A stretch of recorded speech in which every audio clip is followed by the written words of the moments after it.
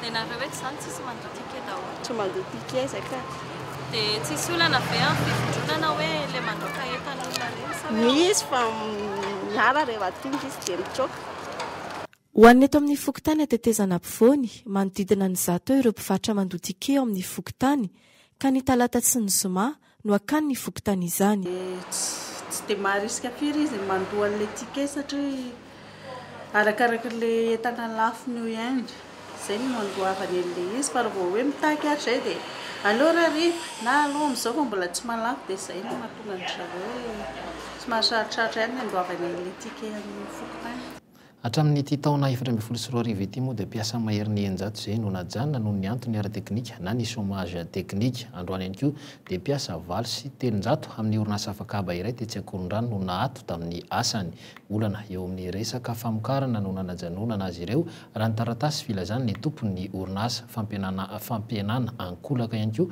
anisan'ny mpiasa nefa no andraisany ireo mpiasa sy ny fikambanana na mpiarony izon'ny mpiasa izany fanadidiny izo Rakotondrina. Mpiasa 700 tao amin'ny orinasa iray eto Andrenivohitra no najanona tamin'ny asa ny androany. Tsy tafiditra tao amin'ny orinasa intsony ny ankabeazan'ireo rehefa avy naharay ny taratasy ny laza ny fampijanonana azy. Raha ny nambarany solotenan'izy ireo, karazana fandroahana mpiasa izao natao izao fa tsy chômage teknika fanazavana. Fa tsy ara-dalàna amin'ilay izy raha olona be voka zany zao anatin'ny lalàna zany tsy azo voahana. Dia ny olona convalescence zany koa tsy azo voahana. Nefa noroahana ery zareo le voka sy le convalescence. En plus n'izany le zavatra tsy misy fampiomanana fa maly ariva tonga dia lista ny navoaka ny ery zareo avany hoe 308 personnes no chômage technique. Le fitokana ny androany zany dia le momba an'ilay chômage technique dia zambojo reto izao be voka nefa natao chômage technique dia very zany no zo amin'ilay fisirose fikarakarana fisirose sy ny vola mabe voka rehetra zany very nefa ny folo taona nisana tatao Floréal ny asa nefa ny manao asa ara-dalàna tsy hoe inona mihitsy ny antony nampatonga ny chômage technique. Androany zay nanomboka satria maly ariva mivoaka ny lista dia tonga hoe dia tsy miasa tsony tany niditra tany anatiny tany zay fa navoakany hoe voaka ty daholo nareo. Raha ny zananatona ny tompon'andraikitra eto amin'ity orinasa afakaba ity dia tsy nentina laina sary sy feo. Fampilazana taratasy momba ny antony nampiatoana ireo mpiasa 700 ireo no nomen'izy ireo. Raha ny voalaza ao, fianan-tsena tamin'ity taona 2024 ity no anton'izao fampiatoana izao. Mbola azo raisina ireto mpiasa ireto raha misy ny fiovanjavatra amin'ny ambolana ampiatoana azy ireo. Efa nanaraka ny lalàna rehetra manan-kery izy ireo ary efa nandefa taratasy momba izany fampiatoana izany eny anivon'ny ministeran'ny asa. Omaly ariva no nivoaka ny fampahafantarana izao fampiatoana ara-teknika izao raha ny nambaran'ireo mpiasa ary no amafisin'ny lehiben'ny orinasa. Tsy rariny izao fanajanonana mpiasa izao raha ny nambaran'ny sendika miaron'izy ny mpiasa iray eto Madagasikara. Misy ny fepetra-kely indrindra takiana tokony arahana raha ny nambaran'izy ireo. Efa fitaka zay no ilazako azy hoentin'ny mpampiasa anintsanana ny mpiasa ao aminy ny ilazana fa hoe chômage technique no ataony. Ary ny fanaovana chômage technique dia miantona ny contrat fa tsy hoe tapaka ny contrat. Ity indray mandeha ity ohatra ny vaovao amiko hoe chômage technique ny atao nefa ny fanefana ny zon'ny mpiasa voakasiky ny licenciement économique no omen'ilay mpampiasa. Teto am-pelantanana eto mihitsy ny code du travail. Zavatra hita sy tsapo zany dia misy mihitsy ny tsy fanarahan-dalàna amin'io. En code du travail jereo ny article 13, article 25, 26, 27, 28.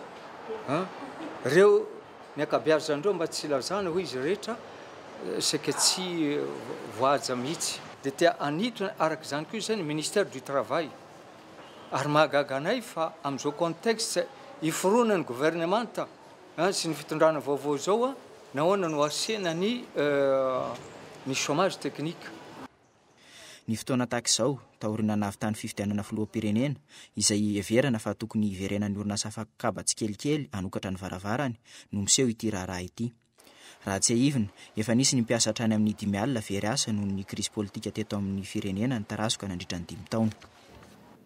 Vao makasika ny lafiny ara-tsosialy dia mafisina ny fisavana ireo fiara 500 mifamezivezy amin'ireo lalam-pirenena manerana ny Madagasikara. Ireo fiara mpitatitra amin'ny toeram-piantsonana eny amin'ny fasan'ny Karana moa no atao filamatra manomboka ny alatsinainy ho avy izao. Ny andindiny miaraka amin'ny Niando Randrenarso. Tsy latsaky ny 3 ny lozam-pifamoivoizana namoizana ain'olona nitranga tamin'ity volana febroary ity. Raha ny salanisa avy eo anivo ny sampandraharaha misahana ny fitaterana tanety ao amin'ny ministeran'ny fitaterana, ny lalam-pirenena faharoa mampitohy Antananarivo sy Toamasina sy ny lalam-pirenena fahafito mianatsimo no matetika hitrangan'izany no ny apetsahan'ny fiara mifamezivezy. Nisy arak'izany ny fandraisana andraikitra hitandrona ny ain'ny mpandeha. Fiara mpitatitra 3 isaky ny kooperativa amin'ireo kooperativa maherin'ny 700 eo amin'ny fasan'ny Karana no zavainy eo am-piangana manomboka ny alatsinainy avy izao. Fisavana roa sosina no atao amin'izany. Amin'ny voalohany zany dia resaka fisavana an'ireo papier administratif rehetrarehetra. Movy ara-dalàna tokoa le fiara hiainga sy tondram-pandeha. Jerevana ihany koa zany ao anatin'izay ireo pitsopitso madinidinika raha sanatry izany ka mety misy loza mitranga ny an-tanana. Dia manahoana ny rotseko, manahoana ny resaka trousseau amin'ny aroloza sy ny namany.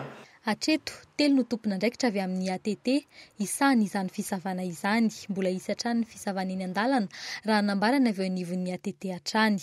Io akory tsy hoe manala ny fisian'ny PR eny an-dalana, samy hafa ny andraikitra. Kanefa kosa noho ny fisian'ny accident izay nisy maromaro ihany tatoato rehefa nijerevana dia mety tsy fitandremana kely fotsiny. Misy ange mitondra entana be loatra reny fiara reny, misy tsy ara-dalàna mihitsy le fiara dia nefa mitondra mpandeha. Misy fiara tsy fata-piaviana tonga dia mitondra mpandeha fotsiny dia reny tsy maintsy jerevana ihany koa. Manaiky ny anaraka ifandaminan'io ireo kooperativa sy mpitatitra eny amin'ny fasan'ny Karana izay nanontaniana. Mampiahiany sasany amin'izy ireo kosa ny faharetan'ny fisavana. Mitanay matsara zavatra aloha zany satria le izy mba ara-maso daholo zany ny zavatra mety hoe tsy ara-dalàna ao anatin'izay fitaterana izay. Tsy fisian'ny accident lamina tsara ny sécurité an'ny entana sy ny tomobily. Tsy manahirana zany eto be eto am-piangana dia efa mahafinaritra ka tsara ho anay misy tsara ny fisian'ny eto am-piangana. Nefa mbola isy ireo police de la route na dia isy ireo mpisabo eto izay ahoana fa hitanao an'izay. Lisy indray ne afaka misy izy raha hitandro le filaminana fa raha ikritika kosa ohatrany tsy metsy re efa départ ty ny tomobile normal dia mbola savana ihany ve ny andalana tsy hitako tsony zay zavatra ho savaina amin'izay. Ny ministeran'ny fitaterana amin'ny alalan'ny ratsamangaiky amin'ny sana ny fitaterana an-tanety na ny ATT, ny zandarmaria-pirenena, ny polisy nasionaly ary ireo mpitatitra amin'ny zotra nasionaly no isa lamy ny fanatanterahana izany. Tanjona ny ametrahany io fepetra manerana ireo toeram-piantsonana manerana ny nosy. Isatrany jeritodika mandritra ny fanitarana. Eo amin'izay lafin'ny fitaterana izay hatrany dia tsy ampy mba tsy ilazana hoe mila tsy hintsony ireo takelaka fampafantarana ireo marika au sol eto an-drenivohitra. Ilaina moa amin'ny fandrindrana ny fifamoivoizana an-tanan-dehibe izy ireny. Misy ihany koa ny ezaka fanampiana ireny fampafantarana maro samihafa ireny amin'izao fotoana. Raha ny vahaolana no tadiavina zary miteraka olana vaovao ho amin'ny fifamoivoizana indray nefa izy ireny toy ny analamainty sy ny toerana maro hafa ihany koa. Fanadihadiana Zora Kotondrina hatrany. Tsy hita intsony ny akabeazan'ireo takelaka na soratra fampahafantarana eny an-dalana. Akavitsiana sisa no misy fariparitra kely tazana. Manampy be dia be amin'ny fifamoivoizana nefa izy ireny. Voakasika izany na ny takela-by tokony ho hita manamorona ny arabe, eo ihany koa ny toerana voatokana hiampitamin'ny tongotra. Vokatr'izay, betsaka ireo tsy manara-dalàna, betsaka ihany koa ny loza mety hitranga. Tena lasa miampitena rehetrarehetra lona dia lasa voadona ny tena marina izy dia lasa mampidi-dosy. Misy ny mpandeha tongotra miampita ao anatin'io zany, misy tsy miampita ao anatin'io mihitsiny. Zay zany no tokony entanina kely zany dia faharoa manaraka izay tokony ampianarina ny mpandeha tongotra koa hoe marina fa voatokana fiampitany ny passage pour piéton fa tokony hijery hoe libre ve vao afaka miampita izy fa tsy misy tsy mijery mihitsy fa tonga dia epita ato fa faritra ve epitako ty. Anisan'ny itrangan'ny olana matetika ihany koa ny taxi be. Tsy ampy ny fandrindrana eo amin'ny fifamoivoizana ary naharindra sy alamina azy zany ka miariary izao ny soratra napetraka misy hatrany ireo mini mandika sy miopefy. eo andanin'izay tsy voafeny fidiran'ireo fiara amin'ny lalana fanapaka na ny croisement maro amin'ireo toeram-pijanonana no manamorona azy ireny etsy andaniny anefa ny fanampiana ireo tsipika na marika amin'ny lalana tsy ahafahana mihoatra isan'ny mahabe resaka ny fandrindrana ny eny anala mahitsy dia ny ligne continue zany c'est une ligne infranchissable tsy azo tapahana zany le ligne continue fa mahatonga ny embouteillage eto amintsika zao raha mijeritsika misy mijanona ao anatin'ny lalana zarain'ny ligne continue dia lasa tsy le olona mahafantatra le fitsipy ihany tsy sa anapaka ny ligne continue raisitsika ohatra zao le miakatra ny anala mahitsy iny zao hitako hoe betsaka embouteillage amin'iny ny tena mahatonga embouteillage amin'iny zao dia le fiara mampiasa an'le sisiny droite zay dia ho any Ambohitrarava Sabotsy Namenaza dia manaraka amin'ity sisiny akavana an'ity daholo misy ny tsy mahandry amin'ity fa circuler aty amin'ny sisiny gauche izy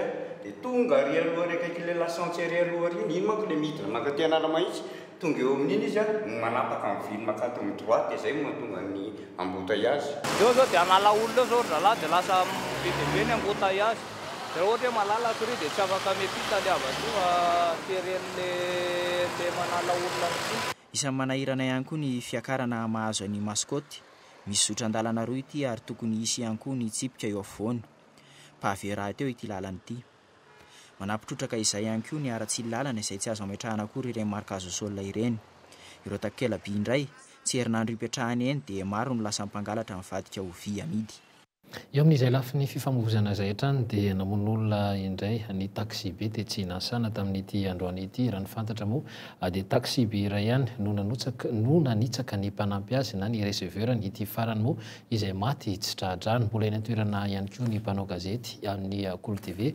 amin'izao fotoana izao arotaterina aminao ao amin'ny vaovao rahampitso ny makasika sy ny andinidininy izay loza mpifamoivozana ny tranga dia tsy nasana izay afahano izantsika ny fampalalam-baovao kosa dia ny tontolon'ny ara-tsosialy izay hatrany zatovolahy latsaky ny 12 taona nandika lalàna ka azonina vonjy maika ponja miandry ny fotoam-pitsarana azy no tanana etsy amin'ny fonjana tamora natoka miandry fotoam-pitsarana fa manefa ihany koa avy hatrany na miandry ny fanadihadiana ilana azy no tazoma eny amin'ny ivitoerana fidaizana zaza maditra etsy Anjanamasina mbola olombelona mananjo iaina ara-dalàna nefa ireny ankizy ireny antony anampiny ny fikambanana iray azy ireo eo amin'ny lafiny rehetra fikambanana izay mihevitra moa afa mbola misy ny fanatenana amin'ny fanavotana ireo zatovy ireo fanampina amin'ny lafiny fanatsarana ny tontolo iainana iara-iasa amin'ireo mpandrarano ny fonja ny fahasalamana ary ny fanofanana arakasa nanomboka ny volana janoary farany teo nandritra ny fijanonana ireo ankizy ireo tany am-ponja anisan'ny sedra goavana ny famerenana ireo ankizy ireo eo anivon'ny fiarahamoniny fanampanazavana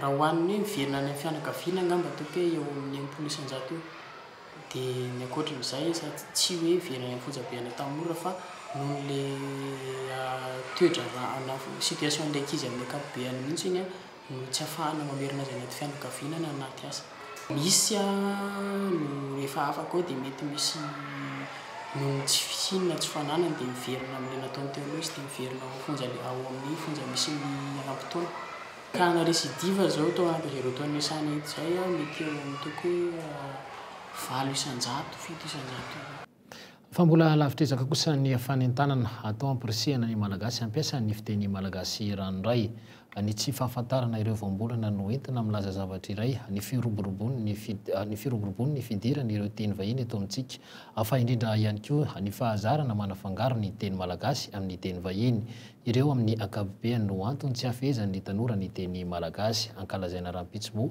ny andro resam-pirenena ho an'ny teny reny tanjona ny atratrary ny akademia malagasy ao anatin'izay fankalazana izay ny amerenana indray ny fitiavan'ny malagasy ampiasa izany fiteniny izany sitraka Ravoniarson no mitondra izay fanadihadiana izay teny malagasy mifangaro amin'ny teny vahiny ao anaty fehezanteny iray maro ny tsy mahavita mamoaka hevitra raha tsy teny varobe akotry no ampiasaina tsy mahafeny fiteny malagasy ranoray ny akamaroan'ny mponina eto andrenivohitra ary ireo tanora ny tena voakasika amin'izany ho an'i Noela mpianatra amin'ny kilasy fahamaranana aleony kokoa mampiasa teny malagasy vary amin'ny nanana rehefa mifandray amin'ny namany tsy miteny gasy ranoray fa indraindray misy mifangarongaro kely foana le teny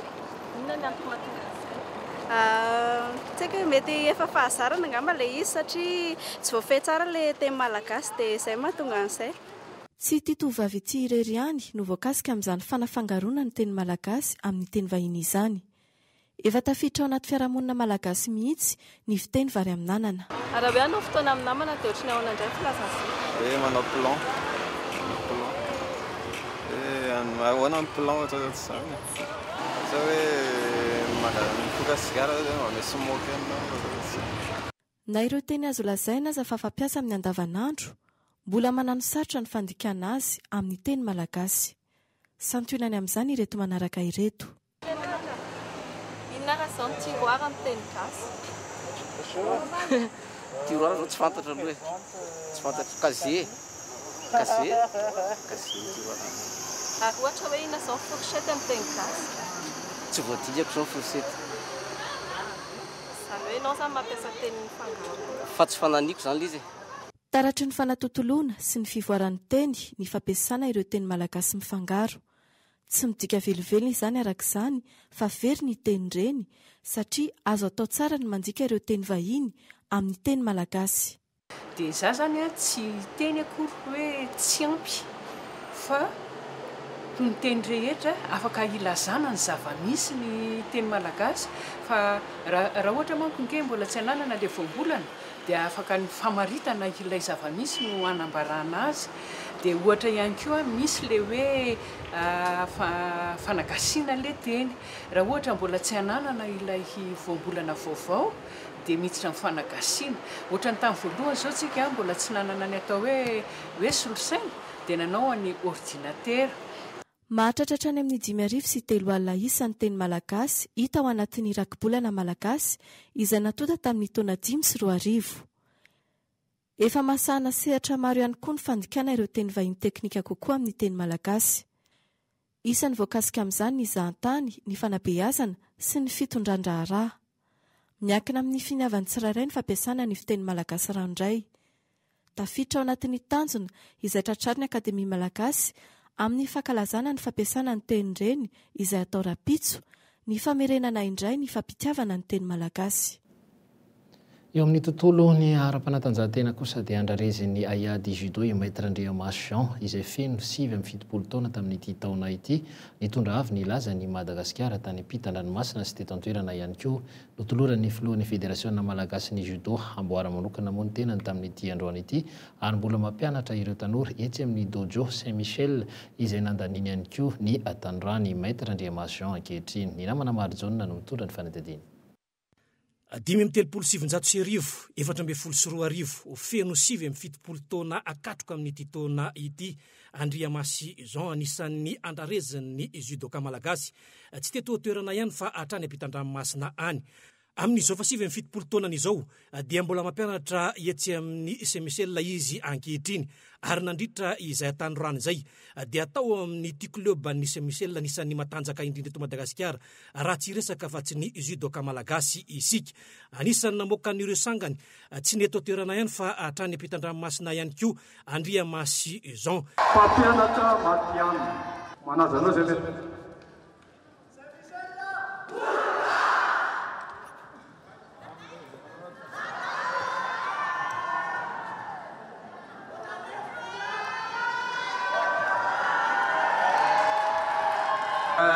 Maître Andriamasy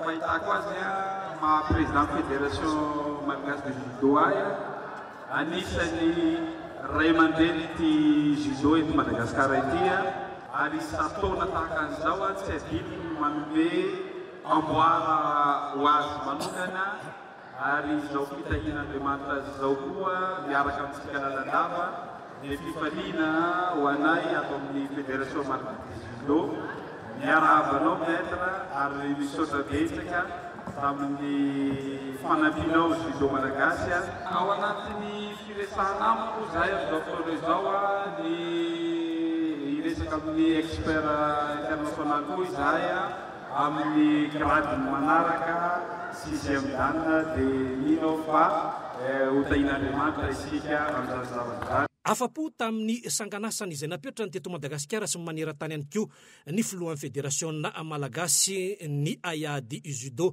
andriana solony haiko sy teny ary nametraka fa tokony omian-danja betsaka ny olona izay navita be teo amin'ny sehatry ny raisam-pirenena sy ny teto Madagasikara ihany koa ary tsy atao ambany zavatra izy ireny.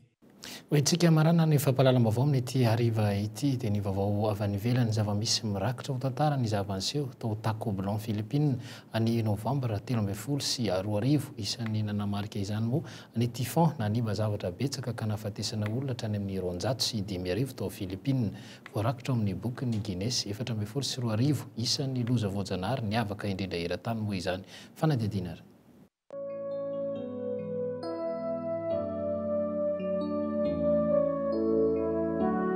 Tsy ny zava-bita miavaka eran-tany ihany no azahoana ny diplôma Guinness fa nitranga manamarika ny tantaram-pirenena iray tony tao Philippines tamin'ny novambra 13 sy 20 farany teo ihany koa. Vokatry ny fandalovan'ny typhon Haiyan izay nomena anarana hoe Yolanda ny 20 novambra teo, ny tanànan'ny Tacloban no tena niara-ny fahasambana betsaka nahatratra 905,000 ireo olona maty tamin'ity loza voajanahary ity. Zato andro tateo aorianany zava-nisy tsy mbola voafaritra ireo tsy hita popoka, anarivony ireo manarina fivelomana izay foana tsy nisy intsony na ny fambolena na ny fiompiana. Ireo trabona miankina tanteraka amin'ny fanampiana ara-tsakafo omen'ny vondrona iraisam-pirenena. Raha nambaran'ny OIT birao iraisam-pirenena misana ny asa ny 14 febroary lasa teo, enina tapitrisy ireo efa nafindra toerana ankehitriny ary nomena asa ivelomana. Roa faingo enina tapitrisy amin'ireo no efa manana asa tsy zarizary ary miaina ao anatin'ny fahantrana tanteraka. Efa nisy ihany koa ny fanomezana asa vonjimaika ho an'ireo mponina ahafahana manarina aingana ny toe-karenao Philippines. Eritaona mialoha izao no nandalo tao Philippines ilay typhon Bopha dia izao nianja dia novona manaraka izao indray mbola tsy nisy toa azy ary hoarina amin'ny teo aloha araka ny nambaran'ny sampana mpamantatra ny toetry ny andro any an-toerana. Rivo mahery 7,70 sy 700 km isan'ora no nentiny tamin'izay, niaraka tamin'ny onjan-dranomasina mahery toy ny tsunami sy ny antsoina hoe olo siklonika mahatratra 10 metatra. Mbola lehibe ity zava-nitranga tao Philippines ity raha hoarina tamin'ny zava-nisy tany Etazonia ny taona 5 sy 20 izay nandalovan'ny rivo-doza Katrina izay nandripaka amin'ny mponina manakaiky amin'ny Mississippi. Raha ho antsika eto Madagasikara, enina ny voafaritry ny avy ao anivon'ny sampana mpamantatra ny toetry ny andro fa cyclone nandalo eto amintsika amin'ity taona ity. Tsy mbola voafaritra ny mety hiaviany sy ny heriny fa ny azo ambara dia ny hoe mbola hiangaran-janahary Madagasikara fa dia nosy voadidina ranomasina izay tsy mbola nisiany loza angoavambe tahaka izao.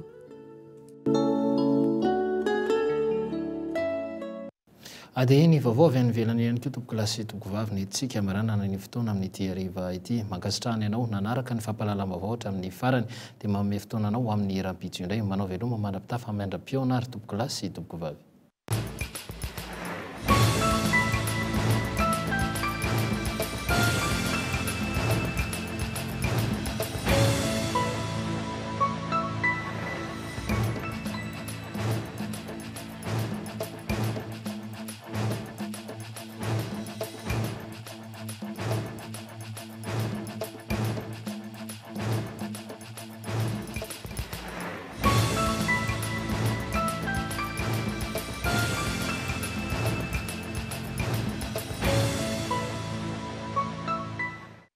Asep Madagasikara fampindramam-bola ho an'ny mpiary madinika sy salansalany dia nanolotra anao ny vaovao.